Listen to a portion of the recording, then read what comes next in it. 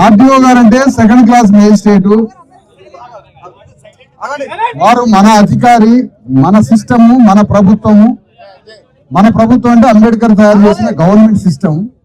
అందులో మన వర్గాలకు సంబంధించిన ప్రతినిధులు.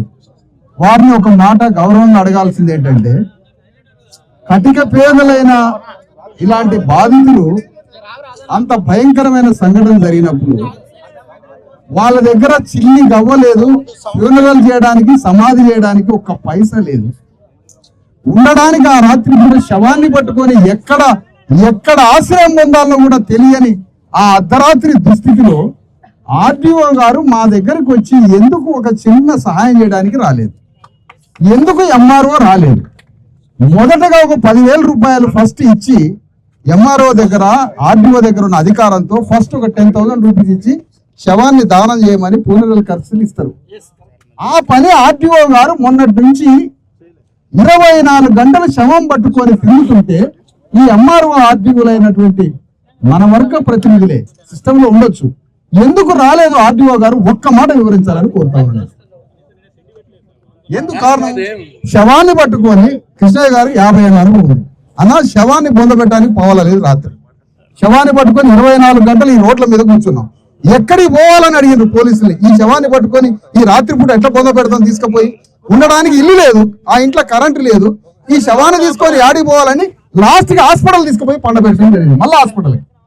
ఆ రోజు ఎంఆర్ఓ గానీ ఆర్టీఓ గానీ ఒకళ్ళు డెత్ అయినప్పుడు డెత్ అయిన బాడీ దగ్గరికి ఆర్టీఓకి ఎంఆర్ఓ కొన్ని డ్యూటీస్ ఉంటాయి. ఆ శవం ఎక్కడి నుంచి, ఏ ఊరు, వాళ్ళ ఖర్చులు ఉన్నాయా లేవా, వాళ్ళ ఫ్యూనరల్ ఖర్చులకు ఏమైనా ఇవ్వాలని మీ దగ్గర ఒక అవకాశం ఉంది కదా. మీరు ఎందుకు రాలేదు అనేది దాని మీద మీ వివరణ కావాలని అడుగుతున్నా. అందుకోసం ఇప్పటిదాకా మీకోసం వెయిట్ చేసిన. చెప్పండి సార్. యాక్చువల్లీ 19th రోజు నేను లీవ్ పెట్టాను సార్. 24th వరకు లీవ్ పెట్టారు. అందరూ ఆన్లైన్ లో ఉంటారుగా మీకు స్టాఫ్ తో చెప్తున్నాను సార్. కానీ నేను ఆదిలాబాద్ లో చూసినా సార్, వాట్సాప్ లో చూసినా, యూట్యూబ్ లో అన్ని వచ్చింది. అందుకే నేను లీవ్ క్యాన్సిల్ చేసుకుని ఇమీడియట్లీ ఆదిలాబాద్ నుంచి ఇక్కడ రావాలంటే 2 days టైం. మాకు 8 o'clock వెళ్ళిన అక్కడ నుంచి హైదరాబాద్ లో వచ్చేసిన, మళ్ళీ హైదరాబాద్ నుంచి నాగర్కర్నూలు. దీంట్లో 2 days పోయినాను. ఇమీడియట్లీ వచ్చినాక నేను వీళ్ళకు ఎక్కడ ఉన్నారని తెలుసుకోవడానికి ఇక్కడికి వచ్చినా. కానీ వీళ్ళు ఆల్రెడీ ఇక్కడ నుంచి పోలీస్ స్టేషన్ వెళ్తున్నారు అని చెప్పినాక పోలీస్ స్టేషన్ పోయినా సార్. అక్కడ దొరికినాక మళ్ళీ అక్కడ చాలా డిస్టర్బెన్స్ అయింది. మళ్ళీ వీళ్ళకు పట్టుకొని ఆర్డీ ఆఫీస్ వచ్చినాం. నిన్న టోటల్ ఫస్ట్ 18th రోజు ఏం జరిగింది, 20th, 21st, 22nd రోజు ఏమేమి జరిగింది అన్ని డీటెయిల్స్ తెలుసుకుని స్పెసిఫిక్ రిపోర్ట్ ప్రిపేర్ చేసినాం సార్. ఆ రిపోర్ట్ మేము కలెక్టర్ గారికి సబ్మిట్ చేసినాం. దాంట్లో అంటే నేను నాట్ అవైలబిలిటీ ఉండడం వలన మీరు అడిగిన క్వశ్చన్ కు సమాధానం చెప్పండి. ఇదే సార్ నా సమాధానం. ఎందుకంటే నేను మీరు ఎంఆర్ఓకి డైరెక్షన్ ఇవ్వలేకపోయారా? ఎంఆర్ గారు కూడా సండే ఉండటం. ఏ రోజు సండే సార్? ఇక్కడ ధర్నా జరిగిన రోజు. ఆ రోజు సెలవు, ఆ రోజు ఏమన్నా ఏం లేదు కదా. మీరు ఆర్డీఓగా సెలవు పెట్టిండ్రు, కానీ ఇక్కడ జరుగుతున్న పరిస్థితుల మీద మీ స్టాఫ్ తోటి కాంటాక్ట్ లో ఉండి ఇమీడియట్ గా ఎంఆర్ఓ గారు పోయి ఆ చనిపోయినట ఆ బాడీ దగ్గరికి, ఆ ఫ్యామిలీ దగ్గరికి పోయి ఏం చేయాలో మన వంతుగా మీ అధికారాలతో ఎంఆర్ఓ చెప్పిర్రా? ఎందుకు? కారణం ఏంటి? ఎందుకు రాలేదో చెప్పండి. చెప్పకుండా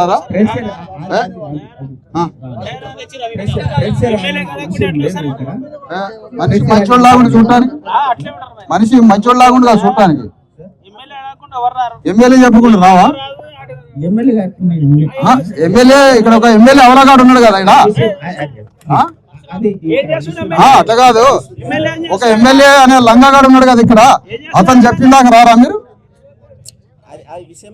మరి ఎందుకు మీరు ఆర్డర్ ఇవ్వలేదు ఎంఆర్ఓకి? బాడీ దగ్గరికి పోమని ఎంఆర్ఓకి ఎందుకు చెప్పరు? రీజన్ ఏంటి? మీ ఫేస్ చూస్తేనేమో చాలా ప్రేమించేటట్టుకున్నారు మీ రూపం, కానీ మీ యాక్షన్ మాత్రం ఇంత భయంకరంగా ఉందండి. ఎందుకు డైరెక్షన్ ఇవ్వలే? ఎంఆర్ఓ గారు మీకు తెలుసా ఇన్సిడెంట్ జరిగిందని?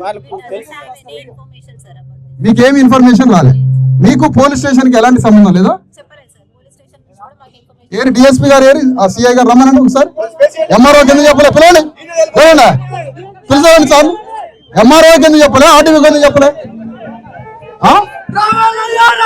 ఎందుకు చెప్పాలి? అసలు ఇక్కడ నడుస్తున్నది గవర్నమెంట్ సిస్టమా ఇక్కడ నడుస్తున్నది గవర్నమెంట్ సిస్టమా, రెడ్డి దాదాగిరి నడుస్తుందా? రెడ్డి దాదాగిరి నడుస్తుందా, గవర్నమెంట్ సిస్టమ్ నడుస్తుందా? ఆర్టీఓ ఎంఆర్ఓ ఒక చచ్చిపోయిన శవం దగ్గరికి ఎందుకు రాలే? మీకు డైరెక్షన్ ఇవ్వబట్టి, ఎవరు ఇవ్వకపోబట్టి రాలేదా? రీజన్ ఏంటి? ఇక్కడ గవర్నమెంట్ మీరు కలెక్టర్ రాడు, ఒకే కలెక్టర్ రాడు, ఆయన స్థాయి చాలా గొప్పది కాబట్టి కలెక్టర్ రాడు. ఒక ఆర్టీఓ డెడ్ బాడీ దగ్గరికి ఎందుకు రాలే? శవం చంపబడిన మర్డర్ అయిన శవం దగ్గరికి, హత్య చేయబడినటువంటి శవం దగ్గరికి ఒక ఆర్టీఓ వచ్చి అమ్మాయి 10,000 రూపాయలు ఉంచుకో, ఆ పునరావాసం కానో శవాన్ని తగలబెట్టడానికో దేనికో ఈ 10,000 రూపాయలు ఉంచని నీకు అవకాశం ఉందిగా, డబ్బులు ఇచ్చే అవకాశం నీకు జీవో కూడా ఉందిగా, తీసేసి ఉన్నది నాకు తెలియదు. కానీ ఒక ఆర్టీఓ చేయాలి కదా. తన దగ్గర ఒక చిల్లి కావలేదు. ఈ శవాన్ని ఎక్కడ తీసుకుపోవాలా? మొన్న రాత్రి ఆ ఒక్క మాటగా అందరం చెల్లించిపోయాను.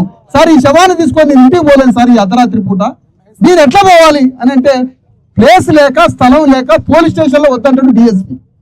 ఇంటికి పోవడానికి 12 కిలోమీటర్ల శవాన్ని తీసుకొని పోవాలి. అక్కడ ఇల్లు లేదు, దాంట్లో కరెంట్ లేదు, ఎవరొచ్చి కొడతారో తెలియదు. ఆ ఊళ్ళో వాళ్ళు అరెస్ట్ చేయలేదు.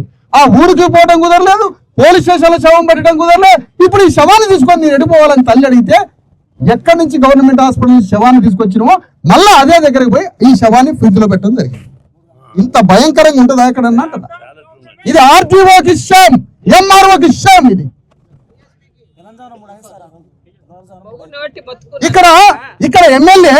ఇక్కడ ఎమ్మెల్యే నీ రాజ్యాన్ని కొనసాగిస్తున్నావు.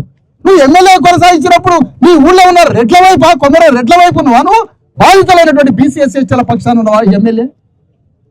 అంటే ఎమ్మెల్యే దీనికి చెప్పాలా, ఆర్టీఓకి చెప్పాలి, లేదా ఎంఆర్ఓకి చెప్పాలా?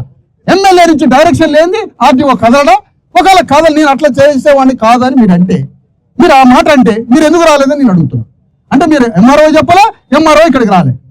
నేను పోలీసు వాళ్ళని అడిగినా తల ఉంచుకొని మౌనంగా ఉంటారు, ఆర్టీఓని అడిగినా తల ఉంచుకొని మౌనంగా ఉంటారు. మీ దగ్గర సమాధానం ఎందుకు లేదు సార్? ఇది నో, మీ దగ్గర ఆన్సర్ ఉందా అంటున్నా. ఏమింది? మీరు ఎంఆర్ఓకి ఎందుకు చెప్పలే? అంటే మీరు ఒకటి నాకు తెలియదు అన్నారు ఎంఆర్ఓ గారు. ఒక మనిషి చచ్చిపోయిన సంగతి ఒక ఎంఆర్ఓకి తెలియదంటే మీ పోస్ట్ దేనికి మేడం? మీ ఎంఆర్ఓ పోస్ట్ మీ మండలంలో ఒక మనిషి చనిపోయింది తెలియదా? మేడం గారు ప్లీజ్ ఏమనుకోవద్దు. మీరు ఆ సమాధానం అమాయకత్వంగా చెప్పారా? మీ అమాయకత్వానికి నేను బాధపడాలా, మీరు మీ మౌనానికి బాధపడాలా అర్థం కాదు. మీ మండలంలో ఒక మర్డర్ అయిన సంగతి ఒక శవాన్ని పట్టుకొని మీ మండలంలో 2 రోజులు తిరుగుతుంటే నాకు ఆ ఇన్ఫర్మేషన్ లేదనడం ఎంతవరకు కరెక్ట్ మేడం? మీరంటే అభిమానం, మీరు వ్యక్తిగతంగా మీ పట్ల మాకు ఎంతో సానుభూతి ఉంది, మా వర్గాలే. కానీ ఏ సిస్టమ్ లో ఉండి పని చేస్తున్నాం మనం? మనకు అంతరాత్మ ఎట్లా ఉపయోగపడుతుంది అసలు? ఆర్టీఓ గారు మీరు దీని మీద మౌనమే అంగీకారం అన్నా పర్వాలేదు, మేమేం బాధపడము. కానీ మాకు జరిగిన విషయం ప్రపంచానికి తెలవాలని చెప్తున్నాను నేను. ఈ విషయాన్ని ఒక చనిపోయిన శవం దగ్గరికి, బీదాబిక్కి జనం దగ్గరికి ఒక్క పైసా లేని వాళ్ళు శవాన్ని పట్టుకొని 2 రోజులు ఇక్కడ తిరుగుతుంటే, ఆ 2 రోజులు న్యాయం కోసం తిరుగుతుంటే అసలు ఆర్టీఓ రెవెన్యూ నుంచి, ఆర్టీఓ ఫ్రమ్ కలెక్టర్ నుంచో, చీఫ్ సెక్రటరీ నుంచో మీరు మాకు ఏదైనా చెప్పి మీరు పోలీసులను కోఆర్డినేట్ చేయాల్సినటువంటి పాత్ర ఆర్టీఓ. పోలీసు వాడు దిక్కు లేకపోయా, పోలీసు వాళ్ళు బ్రహ్మాండంగా తిరుగుతారు. రాయగా మాకు ఏంది ఎమ్మెల్యే అంటున్నాడు, మాకు రేవంత్ రెడ్డి అంటున్నాడు అన్నట్టు తిరుగుతాడు. ఆయన ముఖం చూసిర్రు ఇందాక చేసుకోండి, ధర్నా చేసుకోండి. మాకు ఎమ్మెల్యే ఉన్నాడు, మంత్రులు ఉన్నారు, మాకు రెడ్లందరూ అండగా ఉన్నారు అన్నంత కాన్ఫిడెన్స్ లో తిరుగుతుండే ఊపిరి పీల్చుకుంటా ఆయన. అందుకనే మేము అంటున్నాం సార్, ఒక ఆర్డీఓగా, ఒక ఎంఆర్ఓగా చచ్చిపోయిన బాడీ దగ్గరికి, ఆ ఫ్యామిలీ దగ్గరికి చిన్న మెరిసి, చిన్న అభిమానం, మీరు వాళ్ళ మీద ఉన్న చిన్న ఏదైనా ఒక మీరు ధర్మం ఏదైతే ఉందో అది చేయలేకపోయినారని మేము బాధపడి మిమ్మల్ని అడుగుతున్నాం. మీ ప్లేస్ లో రెడ్డి అధికారులు, వేరే అధికారులు, వెలమ కమ్మ అధికారులు ఉంటే అసలు మీరు ఇక్కడ ఉంటారా సార్? చుట్టుముట్టి ఊపిరి ఆడకుండా చేద్దాం. మా వర్గాలు కాబట్టి ఆగి ఇది ఒక్కటన్నా మనసులో పెట్టుకొని ఇక్కడ నుంచి బయలుదేరండి, అర్ధగంటలో ఆ ఊరు పంపిస్తాం. ఇంకోటి, బాధితులు ఎవరు పెడితే, ఎవరు పిలిస్తే వాళ్ళకి దగ్గరికి నేను బాధితులు పంపను.